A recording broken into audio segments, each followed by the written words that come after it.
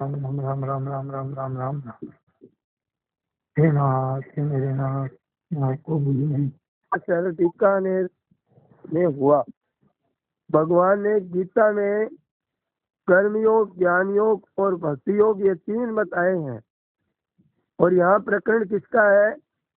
कर्म योग का है, 5वें अध्याय में। यहाँ का मतलब कहते हैं कि 5वें अध्याय में प्रकरण है, ये किसका है? कर्म योग का प्रकरण है। 5वें अध्याय के पहले श्लोक में अर्जुन संन्यास और सांख्य योग और कर्म योग के विषय में श्रेष्ठ कौन है, सांख्य योग और कर्म योग में श्रेष्ठ कौन है, ये जानने के लिए अर्जुन प्रश्न करते हैं। तब भगवान दूसरे श्लोक में कहते हैं कि सांख्य योग की अपेक्षा कर्म योग श्रेष्ठ है।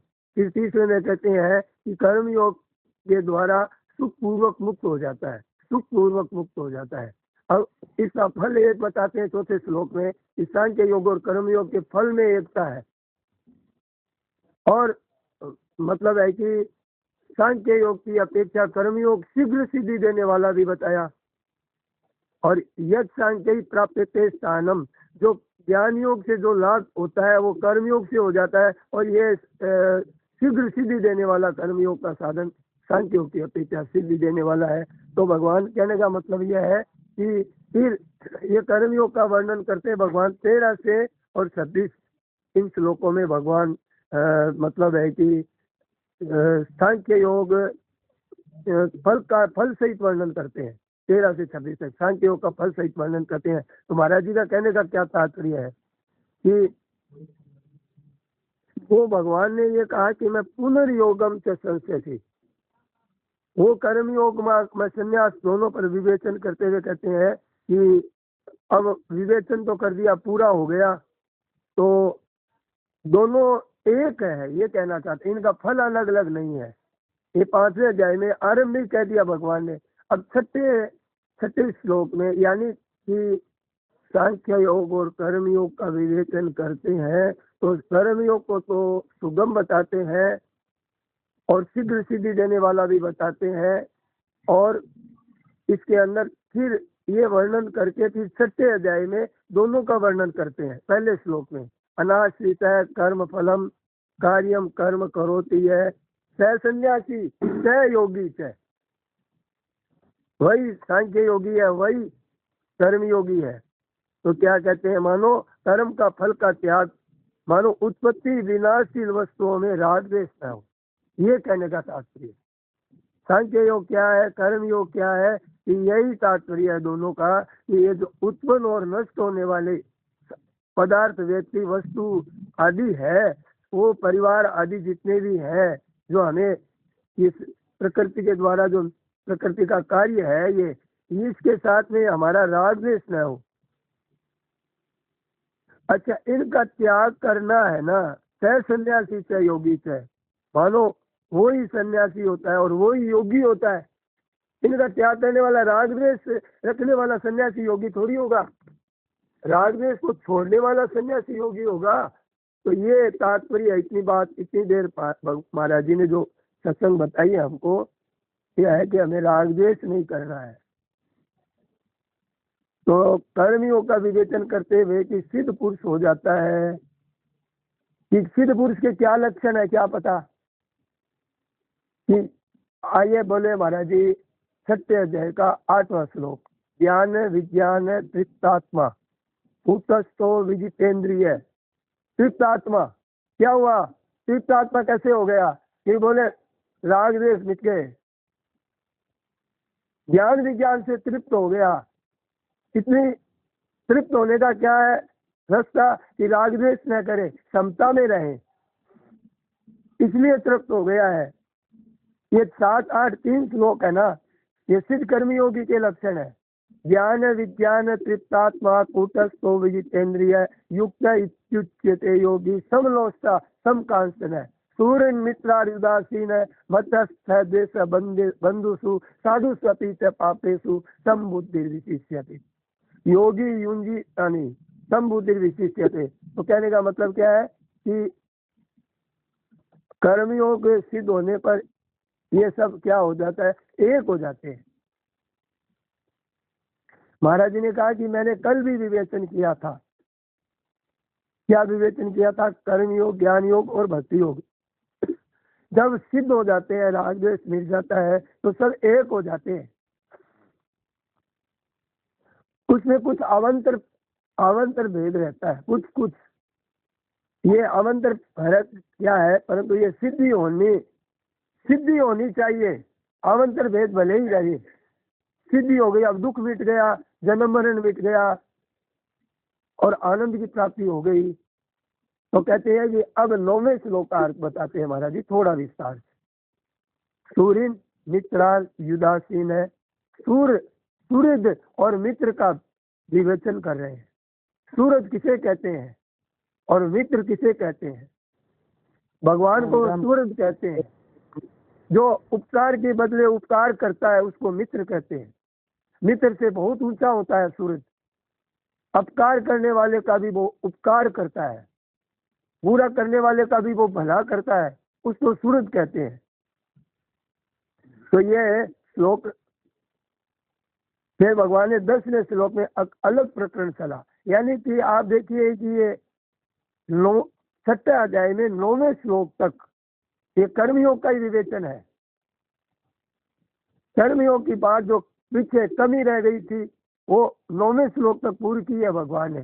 फिर 10वें श्लोक से तो फिर ध्यान का प्रकरण चलाया है। तो ये देखिए 4 और ये ध्यान का प्रकरण अब अलग प्रकरण कहाँ तक चला है? बोले 46 तक चला है, 46 श्लोक तक चला है। और 47 श्लोक में अलग बात बता दी भगवान ने 6ठे अध्याय के। योगी नाम अपि सर्वेषाम मद्गते नाम तरात्मना श्रद्धावान भजते यो माम सहने युक्त तुमो मत है। भक्ति योग की या कर्म योग, ज्ञान योग की विवेचन करते करते जब मतलब योगी का भाव आया ना भगवान ने कि तू योगी हो जा, योगी तपस्वी प्योदिको योगी, ज्ञानी प्योपी मतोदिक है, कर्मिको योगी। जब योगी शब्द आया तो भगवान को भक्ति योग याद आ गया और वो इतने बह गए, भगवान इतने बह गए उस भक्ति में कि भगवान ही मतलब उसने, अब भक्त तो भक्ति में चला जाता है, भगवान भी भक्ति में चले जाते हैं।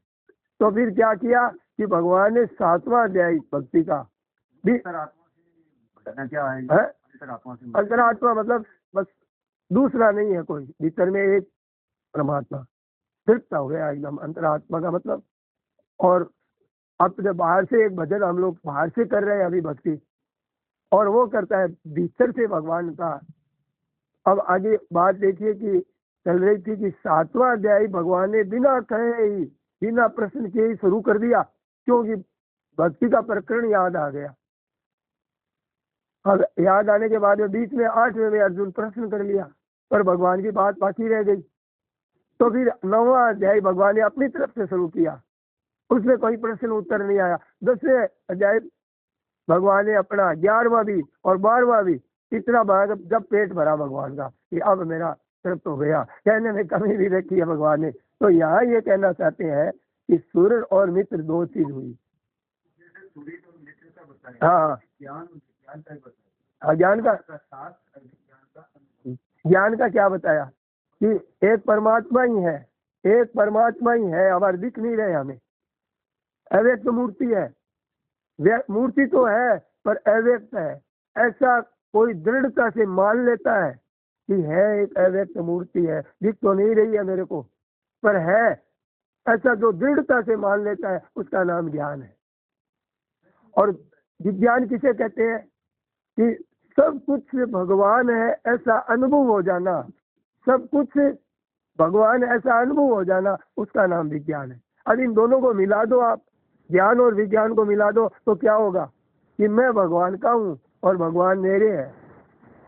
इस परम प्रेम की नित्य जागृति हो जाती है, नित्य ही, नींद में, गहरी नींद में कि जागृत में कि विस्मृति नहीं होती है कि मैं भगवान का हूँ और भगवान मेरे हैं। इस नित्य संबंध है हमारा, है अभी सबका, हमारा अभी सबका है, बनी बनाया काम है हमारा, ये जरूरत नहीं है माता जी। ये हमारा नित्य संबंध है भगवान के साथ में, बनाना नहीं है। इसीलिए तो महाराज जी ने ये खोज की है हमारे लिए कि आपकी चीज आपके पास में है, जो प्राप्त करना है वो आपको प्राप्त है, केवल आप इधर दृष्टि तो देखो तो सही, इधर से हटाओ, इधर से देखो।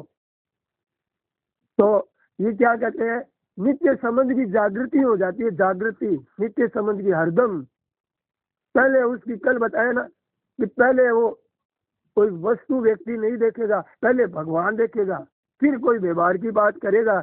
ये मकान मेरा है, पहले दिखेगा वो भगवान, पूछने वाला भी भगवान, ये भी भगवान, बताने वाला भी भगवान। पहले उसकी दृष्टि एक निरंतर संबंध जो है वो जागृत होने से वही दिखेगा उसको।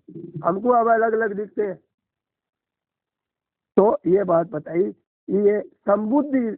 अब बात आई कि संबुद्धि कर रहे थे महाराज जी। तो किसी ने कहा महाराज जी संबुद्धि क्या चीज है, हमें तो समझ में नहीं आ रही। अब संबुद्धि समता करते हैं तो क्या है, तात्पर्य है कि संबुद्धि का विशेष तात्पर्य है कि राग द्वेष में हो, हर्ष शोक में हो, चिंता में न हो, हमारा कोई अपकार करने वाला, जैसे अब देखिए सामने, अब व्यवहार तो व्यवहार होगा ही, व्यवहार तो व्यवहार के हिसाब से ही होगा।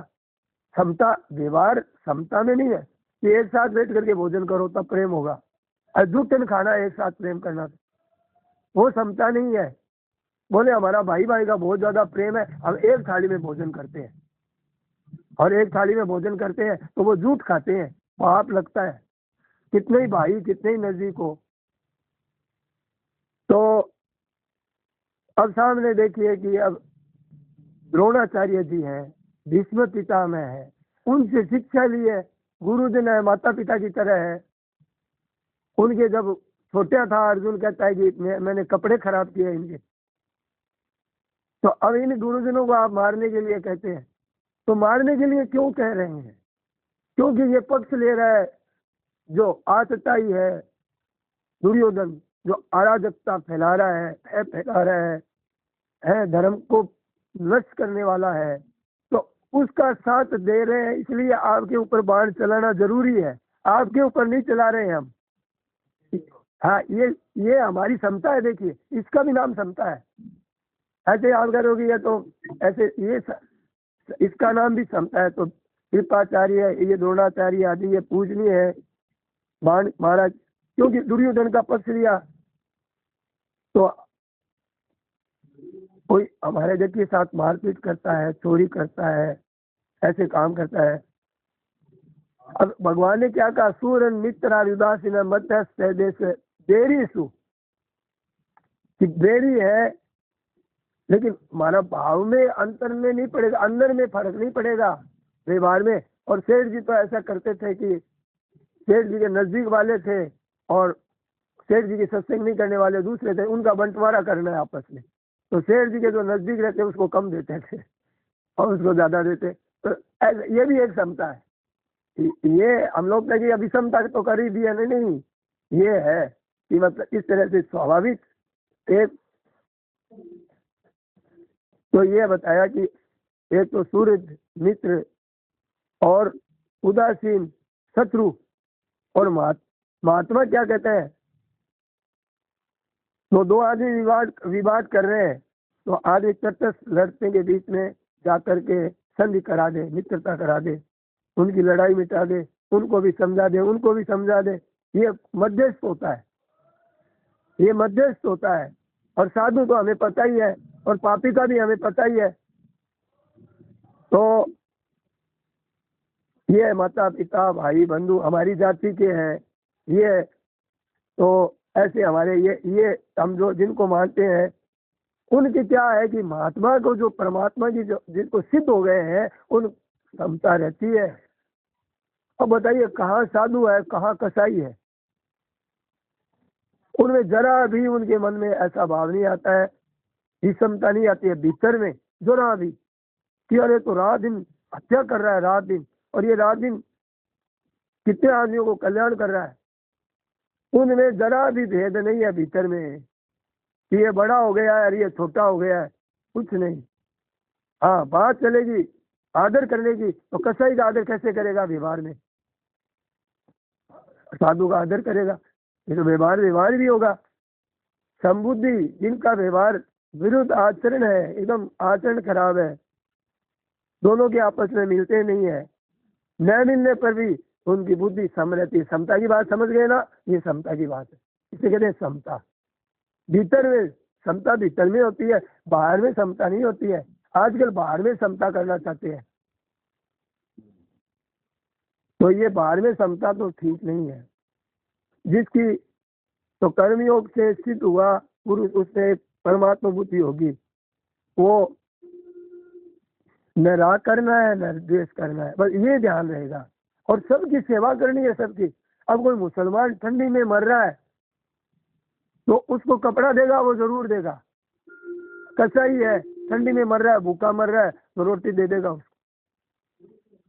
तो ऐसा मतलब ये, इसका मतलब ये नहीं है कि ये मुसलमान है रोटी के लिए, ये आतताई है, पापी है, ये मेरे बाप का हत्यारा है, और घर में आ गया भोजन के लिए, तो वो संबुद्धि विशेष है। भीतर में उसको मतलब है कि एक विशेषता रहती है, द्वेष नहीं रहता है। कहने का मतलब यह है कि ये मेरे बाप का हत्यारा है, मैं इसको कैसे दूं। भीतर में द्वेष निकल जाता है। ये द्वेष ही है ना। शेर जी क्या करते थे कि शेर जी के सामने कोई पंचायती आती थी ना, तो सत्संग छोड़ करके पंचायती करते थे कि आपस में लड़ रहे हैं, झगड़ रहे हैं, है? और महाराज जी भी करते थे। क्यों? क्योंकि मतलब ये क्यों करते थे कि ये द्वेष लेकर के जाएगा तो ये महान नरक में जाएगा। सत्संग तो बाद में हो जाएगा, ये द्वेष करने वाले तो इतनी झगड़ा करने वाले तो नहीं बैठे हैं, ये तो झगड़ा करने वाले हैं, और ये अगर मर जाएंगे तो ये कितनी भयंकर दुर्गति होगी द्वेष करने वालों की। तो ये देखिए सबकी सेवा करता है भाई। महाराज जी ये कहने का मतलब है कि कोई विशेष कोई आदमी मर रहा है, जा रहा है, समझ लो प्राण ही निकल रहे हैं, और स्वामी जी के सत्संग का समय हो गया। स्वामी जी महाराज अपने जीवन भर में कोई कारण से एक दो समय देरी हुई सत्संग में, कभी महाराज जी ने इतनी मर्यादा, इतनी विशेष असंभव काम 100 वर्ष तक ऐसी, जिन 103 वर्ष के महाराज जी तक थोड़ी ही उम्र में सत्संग शुरू करवा दिया था, पर समय की कभी भी। एक बार महाराज जी को क्या हुआ कि यहाँ पंडाल बना था, ये जो घाट है ना, पहले यहाँ ये घाट नहीं था, तब मैं पाठ हुआ था, मैं था उस पाठ में। ये पाठ हुआ था रामचरितमानस का, गंगा जी के एकदम किनारे एक विशेष आयोजन था, और ये भी विशेष आयोजन है। कहीं देख लो, दिखा दो आप आसपास दूर दूर तक ऐसे आयोजन हो रहा है क्या, कि ऐसे रामचरितमानस का पाठ हो रहा है क्या। पाठ करने के लिए कर लेंगे दूर दूर से ऐसे, और बहुत कम मिलेगा, इस क्षेत्र में तो मिलेगा ही नहीं। आप कोई हरिद्वार वगैरह में कोई करवा देगा तो महाराज जी के साथ रहने वाला ही करवा रहा है कोई। ज्यादातर पाठ हो रहे हैं ना भारत में या विदेश में, तो सब महाराज जी के साथ रहने वाले ही सीखे महाराज जी से, कोई अपनी तरफ से नहीं हो रहा है। तो ये तो शेर जी की, स्वामी जी की एक अलौकिक कृपा है। ये कहाँ से पुस्तकें लाते हैं, इतनी पुस्तकें भी नहीं छाप सकते थे रामचरितमानस की। बड़ा उपकार किया हमारे पर शेर जी स्वामी जी ने, बहुत बड़ा उपकार किया है। तो कहने का मतलब यह है कि समता का नाम इसका समता है। समता का ये है, समता का ये बुरा है, बुरे का है अच्छा है। शेर जी थे अब यहाँ सामने, पहले ये गीता भवन नहीं बना था तो सामने, तो शेर जी की सेवा में रहते थे, जो घनश्याम जी हैं और भी हैं रहते थे। तो एक आदमी बड़ा दुराचारी था, तो सुबह सुबह पहले आ गया कोई काम से, क्या पता क्या काम से आया। तो शेर जी कहा, शेर जी वो आया उसको देखना, मुंह देखने का धर्म। अब शेर जी ने कहा हमारे सामने कोई आ गया, अब कोई उसमें कोई खराबी रह सकती है क्या। तो ऐसे महापुरुषों की बड़ी भारी विलक्षणता हम नहीं समझ सकते। गंगा जी की विलक्षणता, किसी ने कहा कि ये भाई जो गंगा जी में बह गया, किसी ने कहा कि अकाल मृत्यु हो गई। अरे अकाल मृत्यु थोड़ी हो गई, और गंगा मैया की गोद में गया है, माँ की गोद में गया है, साक्षात मारे लिया है, अपने हृदय से लगाया है तत्काल। और हमें गंगा जी की महिमा पता थोड़ी है, हमें कितनी महिमा, ये सत्संग की महिमा पता थोड़ी है। महाराज जी की वाणी की रामचरितमानस का पाठ हो रहा है, इसकी महिमा हम बता थोड़ी सकते हैं। हमारी क्या औकात है हम बता दें। हाँ आपने तो हाँ में हाँ मिला दो बस, तो फिर वो जो इसकी महिमा सामने आएगी, आज नहीं तो आते रहेगी। बीज बोया है ना हमने पाठ का, तो बीज बोया है तो ये मामूली थोड़ी उगेगा, ये एक थोड़ी उगेगा। एक पाठ किया हमने, ऐसा आएगा, ऐसा जो आएगा शुभ दिन, जो जिसको हम लोग अंदाज नहीं कर सकते कितना बड़ा लाभ हो रहा है। उस लाभ, स्वामी जी का लाभ आपको दिख जाए वो लाभ नहीं है। अभी पाठ का लाभ नहीं दिख रहा है, दिख जाए वो लाभ नहीं होता है, और लाभ होता है वो कभी दिखता नहीं है, वो भीतर में होता है। तो कहने का मतलब कि कोई भी आए सेवा सबकी करनी। तो एकदम से 5 का 18 श्लोक बोले, विद्या विनय संपन्ने ब्राह्मणे दवि हस्तिनी सुनी चैव स्वपाके च पंडिता समदर्शिन। अर्थ बताइए। मशीन है, कंप्यूटर। हाँ, ब्राह्मण और गो आदि किससे होते हैं? लाल वेदिकम करती ही होते हैं। अब देखो, एक तो गाय है और एक कुतिया है। गाय का दूध तो दोनों के आ रहा है, और गाय का दूध ही पिया जाता है। एक कीड़ी है और एक हाथी है। अब इसे समता कैसे करेंगे कुतिया में और गाय में? आजकल कर रहे हैं। एक कीड़ी है और एक हाथी है। सवारी हाथी पर होती है, कीड़ी पर नहीं होती है। लेकिन महात्मा क्या करता है, जो कहता है कि एक उसकी दृष्टि में परमात्मा दोनों में, कीड़ी में छोटो बन बैठो, हाथी में मोटो तू। उनका है ना, ये भाव नहीं रहता है, अंदर का भाव और भीतर में व्यवहार अलग अलग होता है। और एक विद्या विनय संपन्न ब्राह्मण देवता एकदम सदाचारी ब्रह्मचारी ऐसे सामने है, और एक है जो को कुत्ते का मांस खाने वाला चांडाल। विद्या विनय संपन्न ब्राह्मणे कभी हसीनी सुनी चैव स्वपाके च पंडिता समदर्शी ने। वो देखता है, देखना एक होता है, वर्ती ने नहीं कहा है भगवान ने। हाँ, एक साथ खाओ ऐसे मतलब है कि एक जगह सब मतलब वर्ण व्यवस्था मिटाओ, एक जाति में ब्याह मत करो और जाति में करो, ये समता बता रहे हैं इसको। तो ऐसी ये नहीं है। अब क्या कहते हैं कि परमात्मा तत्व को देख रहिए, कर्म योग में राग द्वेष हर्ष शोक नहीं करना, सेवा तो करना, तो अच्छे हो या मंदे अपने को सेवा करना है। भाव ये रखना है, भला करना है, हमारे को भला ही भला करना है। अब आगे बहुत बढ़िया बातें खुलेगी, बहुत बातें खुलेगी। इतना महाराज जी क्या कहाँ से बता देते हैं पता नहीं, ऐसे सुनते हैं तो पता नहीं चलता है, लेकिन यहाँ बैठ करके हम थोड़ी बातें करते हैं तो बातें खुलती है, सुनने का रुचि पैदा होती है कि महाराज जी की वाणी में कितना अगाध रहस्य है। तो ऐसी संबुद्धि विशेष है। वो 8वां श्लोक ज्ञान विज्ञान जो बताया ना आपको, ज्ञान विज्ञान से तृप्त है, तृप्त है, यानी शास्त्र पुराण जितने भी है ना सब पेट भर गया, सब तृप्त है। कूट की तरह निर्विकार है। कूट होता है ना, उसमें कोई चीज प्रवेश नहीं करती है, तो कूट की तरह निर्विकार है। कूट होता है एक लोहे का छोटा सा टुकड़ा, आपने देखा होगा जब लोहार उस पर मार मार के ठोकता है, कूट होता है। तो अब चाहे उसके ऊपर लोहा को पीटो चाहे सोने को पीटो, निर्विकार है वो। तो तरह तरह की परिस्थितियां आती रहती है, कितनी मारपीट कितना, तो कूट की तरह निर्विकार रहता है। शास्त्रों को वो तृप्त हो गया है। इस बात से तृप्त आत्मा क्यों कहा है, देखिए इसलिए तृप्त आत्मा का है। अंतरात्मा अलग चीज है, तृप्त आत्मा, क्योंकि वो तृप्त हो गया है, पूर्ण हो गया। अब उसको कुछ सारे शास्त्र पुराण तो वो स्वयं बन गया है, कमी कुछ नहीं रही। इंद्रियां बोले अच्छी तरह से बस में है, इतनी बस में है, इंद्रियां बस में है, कोई कमी नहीं है। अब बोध हो गया, अनुभव हो गया, ज्ञान हो गया, तो कोई कमी, तो उसको कहते हैं तृप्त आत्मा। कर्मयोग करते करते अनुभव हो जाता है, कूटस्थ निर्विकार और इंद्रियों को अपने बस में है। समलोष्टा समकांचन है। रामकृष्ण परमहंस जी थे तो कहे कि मेरे थोड़े रुपयों में आकर्षण है, तो रुपया लिया हाथ में और एक हाथ में मिट्टी ले ली। अब रुपया गंगा जी के किनारे बैठ गए वहां, अब बोले कि रुपया और मिट्टी, तो मिट्टी तो छोड़ दी, रुपया नहीं छूटा। बड़ा दुख हुआ कि अभी तो मेरे मन में रह गया इसने। फिर कैसे कई देर तक ऐसे किया, फिर एक समय ऐसा आया कि रुपया और मिट्टी। अब उनको बाद में ऐसा किसी ने रुपया छू गया, छुआ दिया, तो जैसे करंट आता है ना ऐसे उछले, रुपया छुआने से मात्र से, थोड़ा सा रुपया क्योंकि क्या कर दिया भीतर से, और किसी ने छुआ दिया ऐसे, अब ऐसा करंट लगा जोर से उछले, गंदगी तो हमारे को स्पर्श कर दे, अच्छा लगेगा क्या? तो वो इतने ऊंचे, मतलब ये है, कहने का मतलब ये है कि समलोष्टा समकांचन है। तो हर हालत में सम बुद्धि हो गई, अब समता आ गई। अब हमें हमारी समता नहीं आएगी तो फायदा क्या है? ये तो सब छूटेगा ही।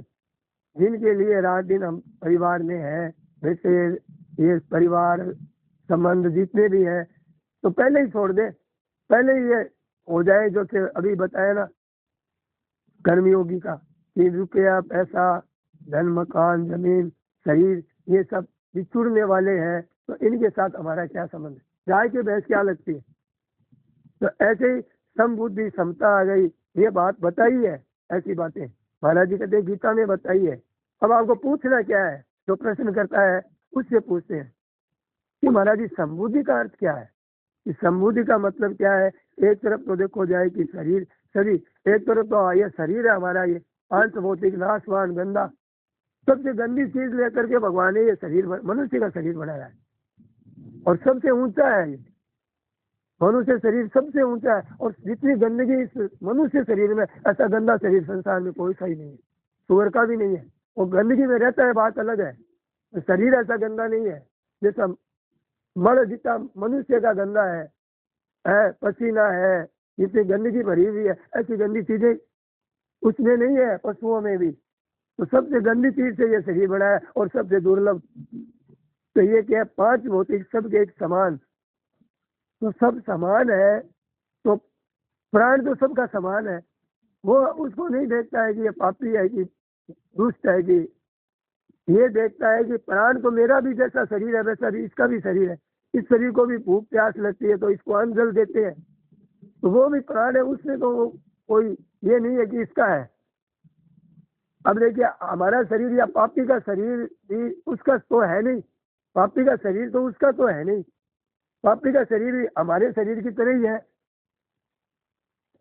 वो तो निर्दोष है शरीर उसका, वो खुद गलत कर रहा है, बात दूसरी है। तो अगर उसमें क्या है, वो सेवा सबकी समान रूप से करता है।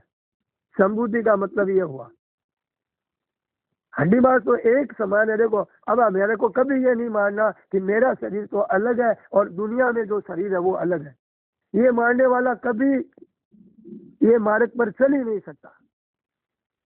तब हमारे अंदर में दूसरों को देख करके उदारता आएगी, और उदारता आएगी तो फिर करुणा आएगी, उदारता आएगी ना तो फिर करुणा आएगी, और करुणा में भगवान बैठे हुए हैं, दान ही करुणा निधान है। तो देखो क्या कहते हैं, समबुद्धि परमात्मा तत्व एक है, उसमें भेद नहीं है।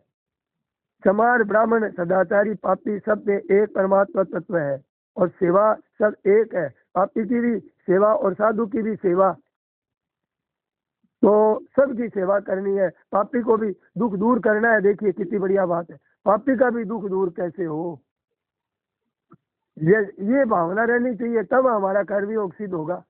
भीतर में भाव रहना चाहिए।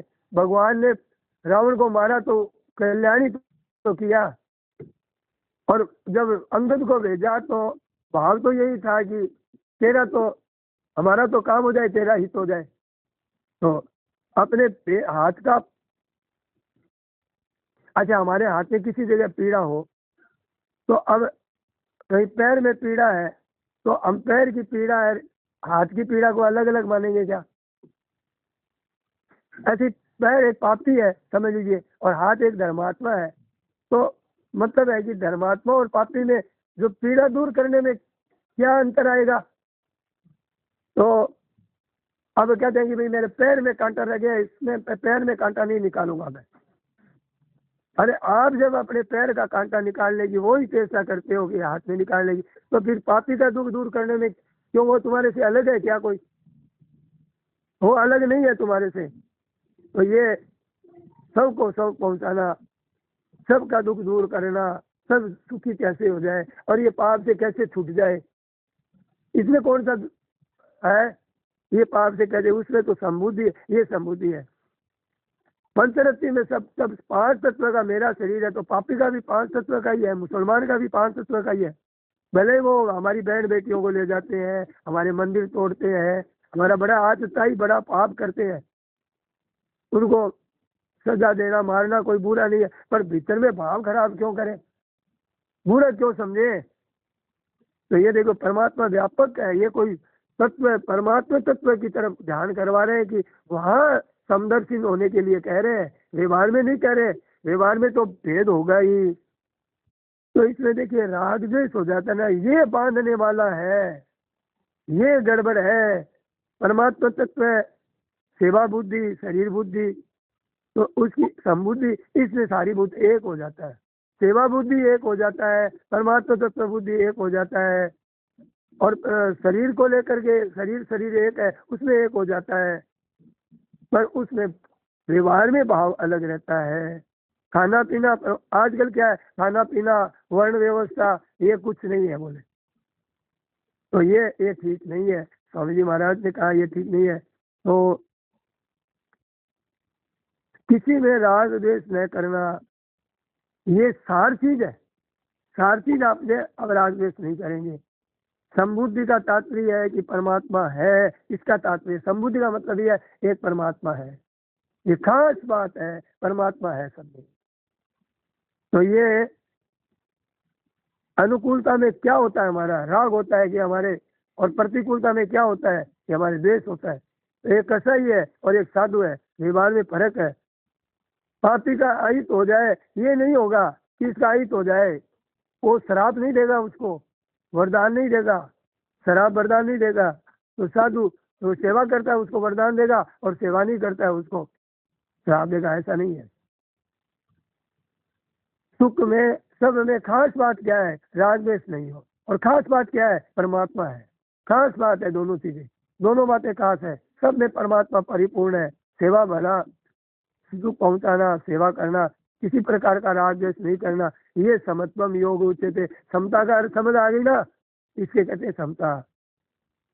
तो तत्व वही है, राग द्वेष नहीं करेंगे, हर्ष शोक नहीं, राग द्वेष नहीं, हर्ष शोक नहीं। तो ये हमारे को क्या होता है कि अनुकूलता प्रतिकूलता को लेकर के सुख दुख राग द्वेष होता है। तो ये क्या कहते हैं कि समता का फल यही हुआ, क्या हुआ कि ये नहीं हुआ, अब हमारे राग द्वेष नहीं है, हलचल नहीं है, तो क्या हुआ, योग हो गया। योग समत्व योग उच्यते, समता का फल बताया। उसका बर्ताव कैसा होता है कि उनका बर्ताव है समबुद्धि इसी सिद्ध। जैसे अभी आपको 6 अध्याय के 7वां 8वां 9वां 3 श्लोकों में ये बर्ताव होता है कर्मयोगी का। तो ये देखिए, तो किसी ने कहा महाराज जी शंका क्या है आपके, प्रश्नकर्ता से पूछ रहे हैं। समानता आती नहीं है महाराज जी हमारे में, आप जैसे कहते हैं ना वैसे हमारे राग द्वेष ये मिटते नहीं है, ये बीमारी लगी है हमारे। तो महाराज जी कहते हैं कि देखो भाई सेवा सबकी करनी है, समझ में क्यों नहीं आती है। कोई पापी है और कोई महात्मा है, उसमें राग द्वेष नहीं करना है, उसको भला बुरा नहीं कहना है। ये क्या समता क्यों नहीं आई, क्या समझ में नहीं आई, क्यों नहीं होती है।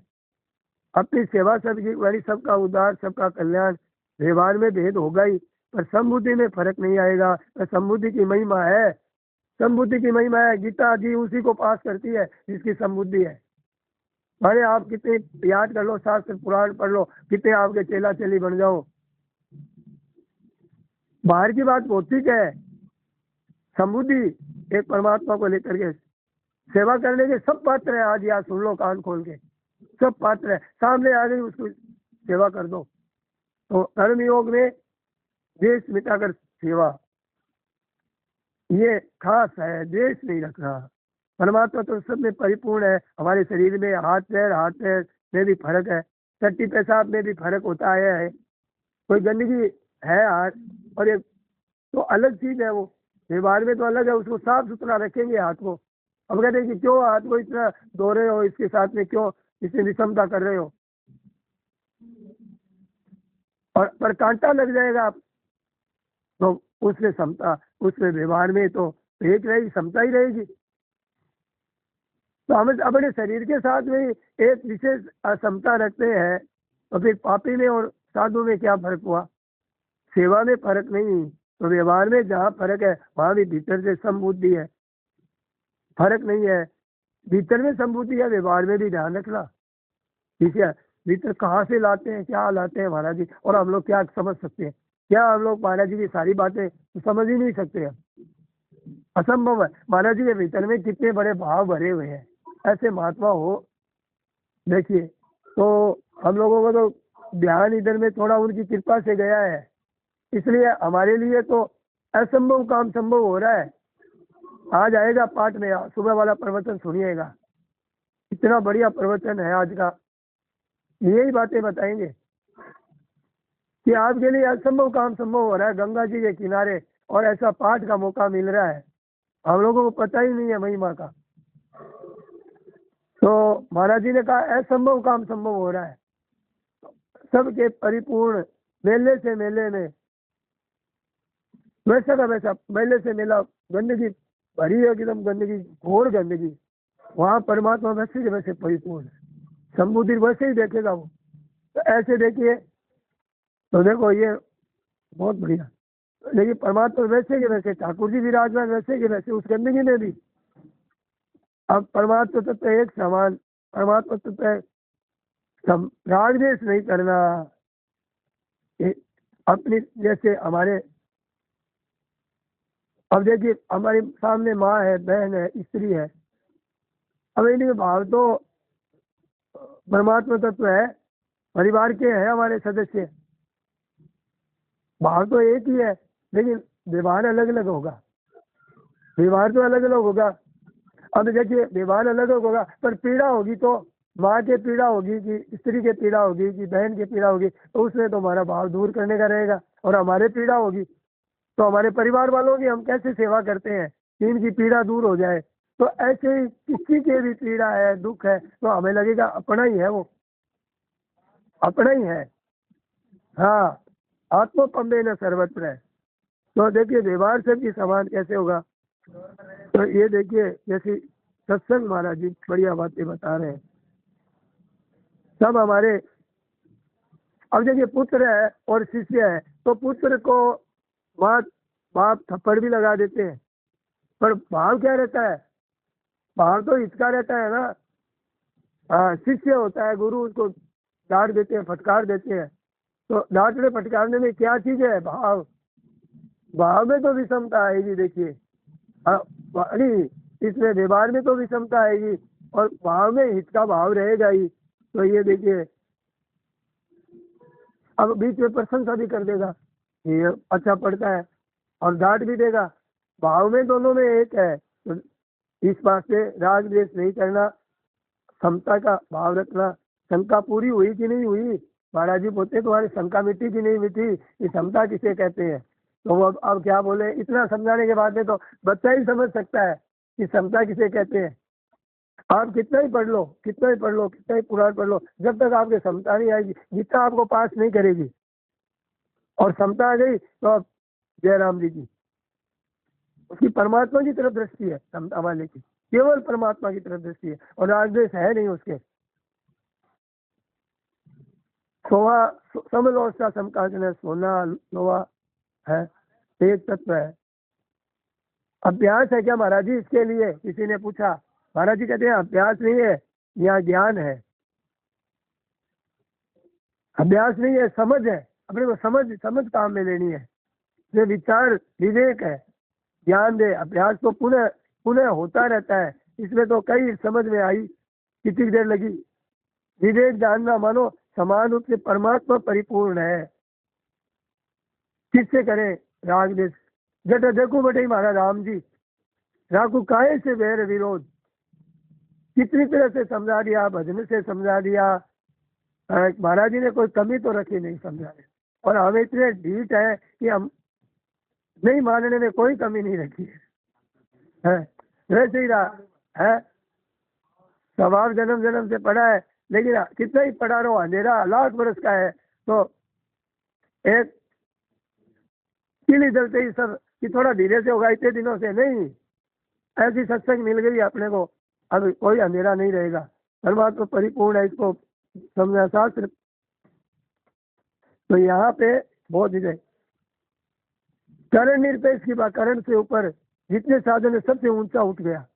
जितने राग द्वेष नहीं है, यही बात सही जीते सर्गो ऐसा सामने सितम मन है, जिनकी सामने अवस्था में हो गया है, ये जितने भी शरीर के रहते वो लक्षण दिखे, ये और तरह का ही दिखेगा। मीराबाई कहती है कि मुझे ज्ञान हो गया है, मुझे परमात्मा मिल गया है। अब मैं जिनको पत्थर कंकर ये समझती थी ना, ये मेरे आरसी हो गए, हीरे पन्ने हो गए। अब मेरे ये कंकर पत्थर नहीं रहे, मकान, व्यक्ति, वस्तु, ये घटना परिस्थिति, ये मेरे लिए हीरे हो गए, यारी भगवान हो गए। तो अब है ना, तो ये होगा हमारे साथ में, जब राग द्वेष नहीं होगा, विषमता नहीं रहेगी, और बस तो परमात्मा तत्व ही रहेगा हरदम। तो अभी हमको आनंद आ रहा है इनकी बातें सुनने से। जब हम बैठ करके विचार कर ले कि एक परमात्मा तत्व ही है और अब राग द्वेष करना ही नहीं है, तो मौज हो गई हमारे। तो ये देखो, हाँ हो रहा है तो बस लाभ लो, मौज करो, व्यवहार उचित होगा। साधु जैसे आदर, तो सच्चाई का आदर कैसे करेंगे? साधु का जैसे आदर करेंगे, उसमें समता कैसे लाएंगे? वो तो व्यवहार है। अब ठंडी में मर रहा है मुसलमान, कपड़ा दे देंगे उसको, तो वहां भी उनके भीतर में राग द्वेष, बुद्धि विषमता नहीं होती है, सबको भगवान को देखते हैं। अब विश्व पिता में भगवान को बाण मार रहे हैं, लहू लुहान हो रहे हैं हाथ। मारने में क्या कमी रखी उन्होंने, युद्ध करने में क्या कमी रखी कि भगवान के साथ में मैं थोड़ा धीरे धीरे बाण चलाऊंगा? पूरा जोर से चलाया तो भगवान गुस्से में आकर के बोले तेरी ऐसी तैसी ले करके भागे है। तो ऐसे मतलब कमी नहीं रखी है, लेकिन भगवत भाव में भी कमी नहीं रखी है। तो ये काम रुकने वाला नहीं है हमारा संसार का, कि ऐसे रखेंगे तो ऐसे कैसे हो जाएगा। तो ऐसे भगवान को देखे, परमात्मा को देखना, राग द्वेष नहीं करना, आज का सार है ये है। महाराज जी ने क्या कहा, समझ में नहीं आई तो आप पूछो, और नहीं समझ में आई तो मेरे पीछे पड़ जाओ, मेरा पीछा मत छोड़ो आप, है समाधान करके ही रहो। तो कितना बढ़िया दृष्टांत दिया, कहाँ मुसलमानों का दृष्टांत लाते हैं, कहाँ पंडित का, कहाँ से लाते हैं। क्या महाराज जी की निर्मल बुद्धि है, कितनी मति है। सब ये पाठ शुरू हुआ ना, महाराज जी ने शुरू कराया था, हमारे गांव से शुरू हुआ था ये पाठ, सरदार से। महाराज जी को लोगों ने समझाया कि आप रामचरितमानस का पाठ करा रहे हैं, सोएंगे लोग, नींद लेंगे, लाभ नहीं होगा। स्वामी जी ने खूब समझाया कि भाई हम तो, हमारे मन में आ गई कि रामचरितमानस का पाठ करेंगे, और किया तो इतना धूम मची कि हमारा गांव पूरा उलट गया उस समय, इतना। और कितनी दूर था वो, 2-3 किलोमीटर था। और है कलकत्ता में तो हम तो 10 साल तक लगे, लगातार गए। जुलूस निकला था कलकत्ता में, हमने देखा। पहले सबसे पहले शुरुआत सरदार से रहे, चूरू जिले में। हाँ हाँ, आपका गांव हमारा भी है हमारा कुछ नहीं, भगवान है हमारे। तो सुनिए, हुआ क्या कि कलकत्ता में मैंने देखा, महाराज जी के में देखा था कि वो जुलूस निकला था कोई जैसे, तो वो अब तो जुलूस निकालने नहीं देते, लाल समुद्र जैसे आ रहा है। आप देखा, लक्ष्मीबाई थी है, सिर पर रामायण लिए हुए, और महाराज जी को हमने देखा गोविंद मोहन के आगे वो बरामदा था, उसमें वो जुलूस देख रहे थे। ये संतोष बाई थी है, गोविंद ने बेटा अभी तक दिख रहा है मुझे ऐसे, कि ऐसे गोविंद ने बेटे इतने राजी हो रहे थे कि आपको मैं क्या बताऊं। और ऐसे एक लाल समुद्र यूं लहरा रहा है जैसे, और इतनी लंबी जुलूस, 1.5-2 लाख आदमी की कल्पना करिए आप। और वो जो कम्युनिस्ट शासन था वहां पे, और कैसे कृपा हुई कि बाजार थोड़ी वो लोग खुली कर दे, इतनी कितनी सड़कें बंद करनी पड़ती थी। एक असंभव काम संभव हुआ, अब ऐसा हुआ ही नहीं। अब करके देखो कोई, वहां सड़कें बंद करके देखो। हाँ, तो ऐसे हुआ कि एक अद्भुत काम हुआ, इतने महाराज जी खुश आकर के आशीर्वाद दे रहे थे, सबको देख रहे थे। तो ऐसा मतलब ये पाठ आज कितना देखो, अब महाराज जी नहीं है तभी भी कितना एक आनंद, और कितना बढ़िया पाठ करते हैं, कितनी इनका मतलब, कितना सुंदर रागों में कितना मन लगता है, भगवान के व्याकार उनका। तो ये बहुत बहुत विशेष हमें मौका मिला, असंभव काम महाराज जी ने कहा संभव। आज का प्रवचन बहुत बढ़िया है, 10 मिनट का प्रवचन आएगा, पाठ शुरू होने की थोड़ी देर बाद में। कल वो किसी भाई ने कहा था कि आप 2 बार क्यों लगाते हो, हमारे गोडे दुखने लग जाते हैं। तो मैंने कहा मैं 5-5 10-10 मिनट का ही लगा रहा हूँ, अब 10 मिनट के लिए गोडे दुखने लग जाते हैं। अब 8 नहीं, बस ऐसे कल्याण ना होना, बस कल्याण ना हो जाए कहीं भी हमारा। तो ये बात है कि नारायण नारायण नारायण।